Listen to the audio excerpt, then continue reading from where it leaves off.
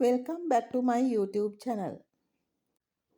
ආදරණීය දෙසැම්බරයේදී පුංචි හිතට ලස්සන කතාපොතක් තිළින කරන්නයි මේ සූදානම් වෙන්නේ. බලාපොරොත්තු කියන ඒවා කාගෙත් හිතවල තියෙනවනේ. පුංචි බලාපොරොත්තුවක් හිතේ කොනක තියෙනකොට තමයි චූටි දෝනි කෙනෙක්ගේ අම්මා කෙනෙක් මට මැසේජ් කරේ. ඒ කතන්දර පොතක් ඉල්ලලා. එතෙන්දි මට හිතුණා මගේ channel එක අලුත් වුණත් ඉල්ලන කීප දෙනෙකුට හරි මම පොත් බෙදනවා කියලා. චූටි දෝනිගේ අම්මට ගොඩාක් ස්තුතියි. මගේ පළමු පොත් දෙක ඔයාට හොඳේ. හීනයක් වගේ චූටි ප්‍රාර්ථනාවක් හිතේ තියෙනවා. ඒ මේ channel එකෙන් පුළුවන් විදිහට කාට හරි උදව් කරන්න.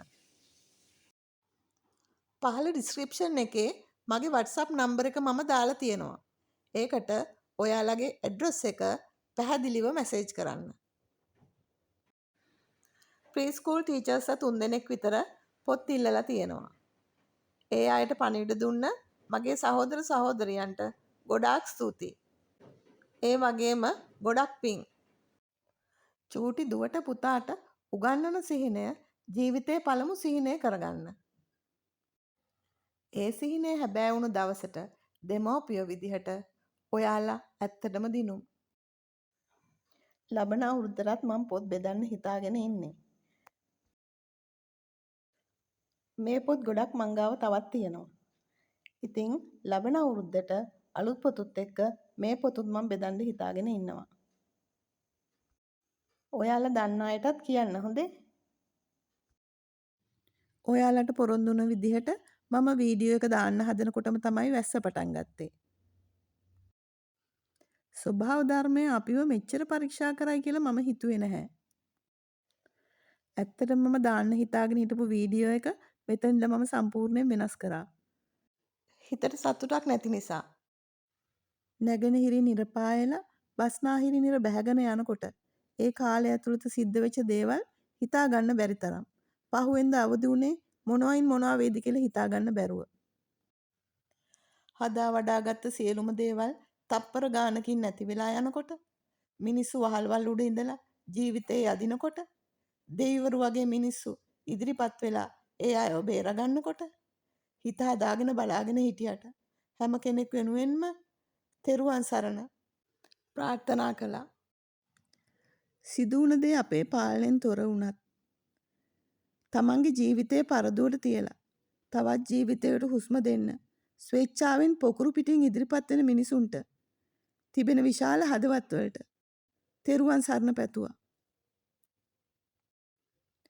මුදල් හතල් පරිත්‍යාග කරත්, බඩු භාණ්ඩ පරිත්‍යාග කරත්, කරුණාවන්තකම පරිත්‍යාග කරත් සිදු වුණ දේ ගැන හිත හදාගන්න ගොඩාක් අමාරුයි අපි කාටත්. සුළඟට වේගෙන් ඇඹරෙන අපේ ගෙදර ගස් දිහා බලාගෙන මම ප්‍රාර්ථනා කරා කිසිවෙකුටත් හානියක් වෙන්න එපා කියලා. ඇස්වල කඳුළු බිඳු වේල්ලා නැති වුණත් අපි ආපහු අපේ ජීවිතේ නැවතුණු තැනින් ආයෙත් පටන් ගන්නම වෙනවා.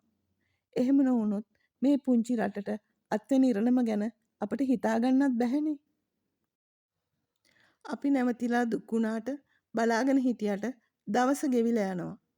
අපි නැතුව එයාගේ ගමන බොහොම අපූර්වට යනවා. මනුස්ස ජීවිතයක් ලබන්න අපි ගොඩාක් පින් කරලා තියෙනවා. අපි එනකොට කිසිම දෙයක් අරගෙන ආවේ නැහැ. ඒ වගේම තමයි ආවට පස්සේනේ අපි මේ හැම දෙයක්ම හදාගත්තේ.